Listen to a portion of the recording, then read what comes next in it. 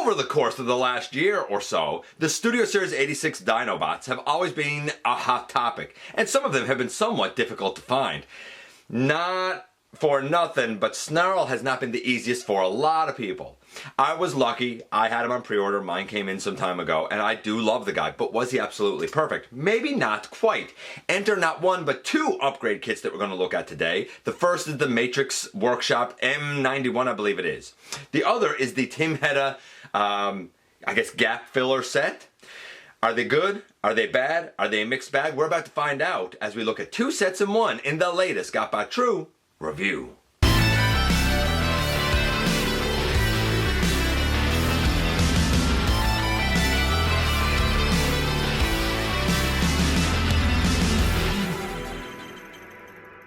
Hey one, hey all, welcome back to the channel. I'm your host, your most humble of hosts, Dennis Moulton, aka GotBot. As always, please like, comment, share, of course subscribe, and while you are at it, light 'em up, baby! Hit that notification bell, please. It helps me out a ton and let you know when content of all sorts goes up here on the channel. Check out Machinery of Man, The Everything Factor, all of the groups that I'm either a mod or an admin for, as well as all of my social media links. All of that is in the description down below. Also in the description down below. And if you're in a position to help the channel to grow, you can use the donate link. Check us out on Patreon. See what we have to offer to you through spring. Or, of course, hit the join button at any given time and become a channel member. And this, of course, is Studio Series 86 Snarl. I've already reviewed this guy, and he is splendid. But the upgrade kits, they do definitely add something. The Matrix Workshop one definitely gives this guy some armament that puts him more in line with his original release way back in G1. The filler kit is a little bit more of a mixed bag. There are two pieces that, honestly, I wish worked a little better than what they did, but that doesn't mean that the whole set is bad or anything like that. How good are these? Are they worth the get? One? Both? We're about to find out when we head over to the table and take a closer look at these sets. And yes, indeed, something a little different this week. This review, as we look at not one but two upgrade kits. This one for the, or these ones I should say, for the Studio Series 86 Dinobot Snarl. Both of these are forwarded to us by our buddy Joe Ford. Joe has really kind of helped round out my Dinobots. He's been a huge help. Some of these kits that we've looked at in the past for Grimlock and Slag and Sludge have had varying degrees of success and things I liked and disliked. Again, I'll sort of touch on that a little bit later. But we have two sets here. The first is the Matrix Workshop M91 set that has the sword, the shoulder blaster. I didn't know what this was, but it's a shoulder rocket launcher, really. When you see the G1, it's usually like in the rear leg, which I guess in robot mode, you know, would make sense that it would be on his shoulder. And we do have ports here on the side, so the missile launcher can go there. I'll show it up close shortly. And we have this blaster that is obviously a G1 toy accurate blaster rather than something from the animation. Because in the animation, like, his sword had a laser that came from it. It was the weirdest thing. So this is his actual blaster.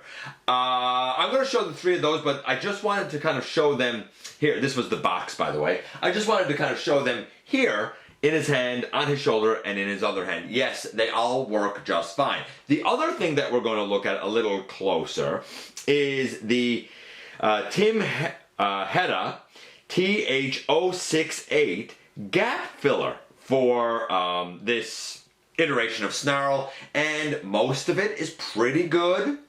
There's two parts that are questionable. One, because you're going to have to make a call on how you want something to look, and the other because it just plain doesn't work. At least not on my copy. So let's look at the blaster, the shoulder cannon, and the sword up close first, and I'll give you my take on the Matrix Workshop upgrade first. And this is the toy accurate blaster. I don't know if it's resin or what it is. It's not 3D printed. I think it's a resin cast. It's beautiful. It is all painted in this gunmetal gray, although it's so dark it almost looks black. The detail is astonishing. There's no holes or gaps. Both sides of this blaster look exactly the same. Let me turn it around here and try and show you. I hope it doesn't go into focus.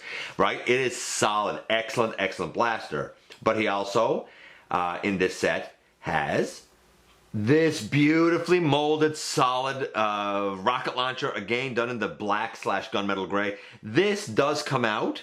It's a separate piece, but it's tight. I don't know if I can get it out now. Yeah, like you can take it apart. It's not exactly a rounded peg. It's not exactly a square peg, but it only fits in one way, like that. This, I think, is absolutely beautiful. I hope that this is in focus. It reminds me a lot of the stock blaster that came with Sludge. Smaller, but it's great. And as the missile launcher goes out of focus, we come to the sword. The sword is gorgeous. It is similar to the one that comes with Sludge, but the one with Sludge is far more, I don't know, simplistic, I suppose.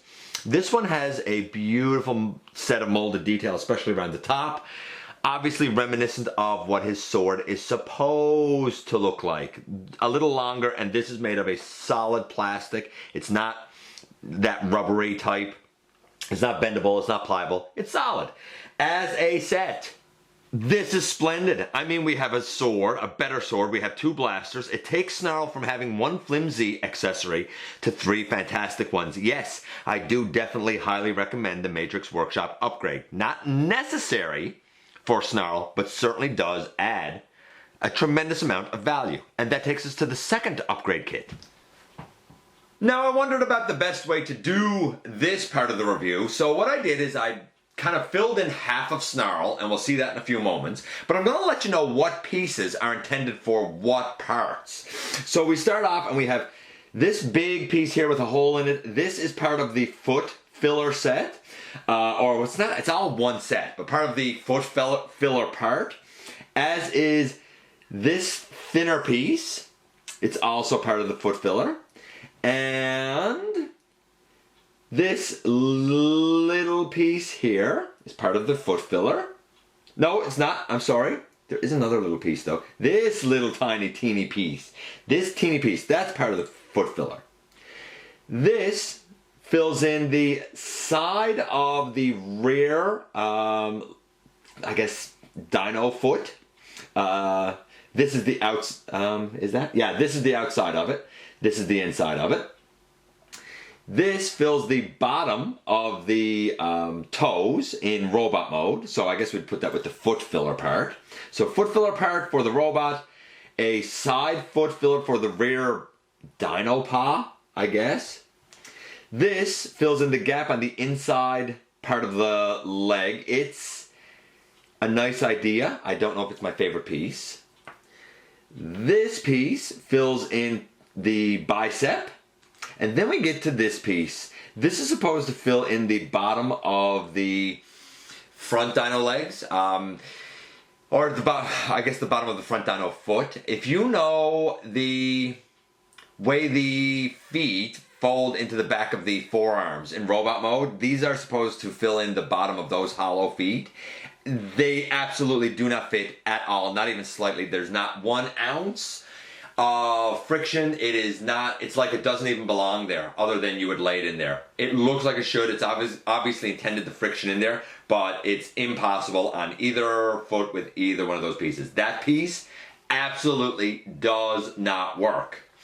This piece is questionable. So how about we see it on him and kind of see the before and after by comparing both sides of this guy. I'm not going to show him in dyno mode because, quite frankly, none of these parts really affect anything in dyno mode, right? So, like, you don't really see any of it in dyno mode per se. So I'm not really going to bother to do that part.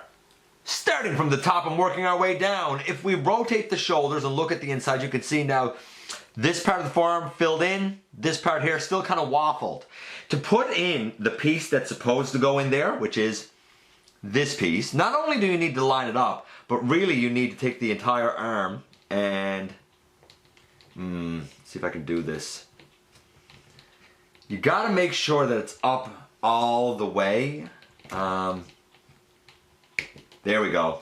You gotta like actually unclip it. It gotta be up all the way for that to fit in there. It is tight. You're still gonna have to kind of get it in behind here. It's a nuisance to put in, but it's great when it's done. Now, While that's the case, and I think the arm part is great, let me talk about this dino paw, I suppose, for a moment, if you will indulge me. I'm going to just move him over a little bit. Let me kind of stand him up here a little bit. We're going to move this over. I'm just going to focus in on right here, so just give me a moment. Now, one of the most hateful things about this mold, probably the only thing hateful about this mold, is that why was all of this just left open and hollow? I mean, guys, you're doing a leader class price point here. I think you could have filled in the bottom of the foot. Then we have this piece. This piece, and by the way, it's not like it's a left and right. They're molded exactly the same. This piece is supposed to go in here. I presume this square piece is supposed to go over this square in here. But when we take this and put it in, like, it looks fine. It looks fine. No problem. It looks like it's fitting there just great. But when we turn this, that's what happens. It just falls out. And if I'm like, oh no, maybe I put the wrong one in there, I'll put this one in. Same thing. It literally, like, there's zero friction at all. I feel like if you want to use those parts, you're going to have to glue them in. If you're wondering, hey, do they work better on the foot piece on the other arm, like on the, other side of this guy? Nope, both of them fall out of there as well. So I think the arm filler part is good. I think the foot filler part is not good. Let's work our way down to the inside of the foot next. Or inside of the leg, I guess I should say. Now, a lot of people with this mold were bothered by the fact that there was nothing here covering in this. However, now that we do have a filler kit that covers that in, I've discovered that, you know what, maybe there's a reason that that was the case. So this certainly looks better. However, in order to accomplish that, you really have to leave this back leg folded out on the side of the leg, much like the G1 toy rather than the G1 cartoon. I think that this is okay, but there's nothing in the front that it locks into, so it's very easy to just push it in like that. It's fine when it comes to transforming, like it doesn't get in the way of anything. What we have with this part is there's a little notch right here, and you slide it in on the inside of the leg. It fits very easily. You would discover it, trust me, no problem. It folds in like this for transformation, again, no problem. But where you really notice the difference is here, right? This leg, clean on the outside. This one now necessitates that the back leg is out here. If you're wondering, hey, GotBot, what if you folded that in? Well, let's do that, shall we? I'm going to get here, I'm going to open the back up and open this up. We're actually going to fold the leg all the way in as we're supposed to. Oh, hold on. Actually, you know what? I'm going to fold the leg in and then I'll show you the problem. Well, look at that. I'll be a monkey's uncle. When I tried to do this with the leg folded in before, it did not work. This was just protruding out. However, I have the leg folded in there now, and guess what? This is staying there, and it can't even push in as much as it did before. I guess it can a bit, but like it's still better. I stand corrected on the leg piece. It's still a bit of a shame that it doesn't really, per se, like lock in up here, but you know what? It does fill that in. I stand absolutely corrected. My apologies. What about that back leg though? Because I mentioned that we had this weird looking piece that was able to fill in part of that back leg, and it looks like this. It's inside here. It's the inside part of this leg. This was hollow. It's now filled in. It just frictions in there, but unlike the, unlike that, this one up here, this friction works tremendously well. And lastly, we come to the bottom of the feet. Obviously, you can see that the, big circular chunk, right? This big circular chunk goes in the back heel. This piece goes up along the side here. This tiny piece goes over here on the side of the foot. This piece goes in the toes. So honestly, I thought that there were two parts that we were going to have problems with, being the inside of the leg kind of filler, as well as the parts on the paws, I don't know what we call it, the dino feet up here. It turns out we only have one, the dino feet up there, and you could glue them in if you want. I think the Matrix Workshop one adds more value, but I'm not somebody who's bothered by hollow parts that much. If you are, this is a great set to fill in a lot of the parts on Snarl. Better than I even thought it was going to be when we first started this. The only unfortunate thing is, at least on my copy, these do not at all friction in. If you're cool with gluing them in, or if they friction in better for you, then hey man, you absolutely win.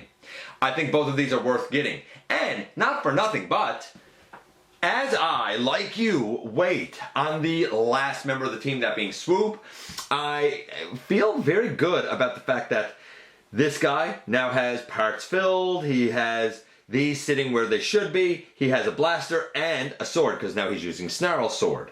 Grimlock has the FOC sword and his blaster, and he has parts filled in on him. Sludge has a chest filler that now works as a shield on or buckler, whatever you want to call it, on his left arm over there. He has a sword and his G1 blaster. And I even have this leftover blaster right now, which might be good for Swoop, because maybe Swoop won't have one. And finally, Snarl now has a sword and a blaster. He even has a rocket launcher. So all of them have a sword, all of them have a blaster, just as the Dinobots should. And here we are once again, and here he is with the sets on. So, the Matrix Workshop set, I mean, again, it gives him a blaster, a rocket launcher, and a better sword in my estimation. Because while the sword now can't, like, peg on his back, that's the one bummer about the sword. I do definitely like the look of it. If you want the sword to be able to peg on the back, I didn't mention this in the review, if you want the sword to be able to peg on the back, then yeah, he's going to have to keep the sword that he came with, because it has the correct peg. This one doesn't. But the two blasters are great, the blaster and the rocket launcher, I guess I should say. I think that they're tremendous. Painted well, sculpted nice, very impressive. Then we get to the filler kit. So most of the filler kit's really good. Filling in the arms, great. Filling in the bottom of the feet and the toes, great. I'm surprised that, I guess when I transformed this leg with the actual dino paw inside the leg and couldn't quite close this up, maybe I didn't have it lined up correctly. The transformation, when you look at pictures, has that leg now left on the outside. I guess so this is just a little flatter. I just wish that this locked in somehow up front. Nevertheless, it does what it's intended to do, certainly for display purposes. So yeah, that wasn't an issue. The only issue is the pieces that are supposed to go back here. It's a real bummer that the pieces that are supposed to go back here just don't work, at least on mine. They just, not at all. Sculpted nice, painted fine, looks good, just doesn't at all work for what it needs to do. So I think the upgrade kit is great, but keep in mind that you may have some parts where the fit and finish just isn't perfect. So, you know, a little buyer beware, I suppose, in terms of that. You could always glue them in, something like that, if you're cool with gluing them in and never removing them again. The Matrix kit, yeah, I mean, why not give the guy a blaster? Why not give him a rocket launcher? Why not give him a more solid sword? I overall will say that both of these are a win. I would say both of these are successful. I would say that the Matrix Workshop one, if we're going to give it a score, is a 9. The only problem being that we don't have a peg here. And the filler kit, again, I'm going to say it's a 9. The only problem being that I couldn't just put the paw fillers in. Other than that, everything there works great. And now you know as well. Let me know what you think about these upgrade kits. Are they for you? Are they not for you? I appreciate you guys coming by, giving me some of your extremely valuable time. A huge shout out to our buddy Joe for hooking me up with these two sets. Can't thank you enough. I appreciate you guys coming by, giving me some of your extremely valuable time. I do know how important it is to you. If you're in a position to help the channel to grow, you can use the donate link. Check us out on Patreon. See what we have to offer to you through spring. Or of course hit the join button at any given time and become a channel member. While you're at it, hit the subscribe button. Stick around please and have some fun with us here on the channel. And don't forget that somehow, someway, each and every single day, you do make a difference in the world, and I look forward to the next time that you and I get together to have another visit, either in the live streams on Thursday nights at the stop motion premieres, or the old-fashioned way, right here inside the videos.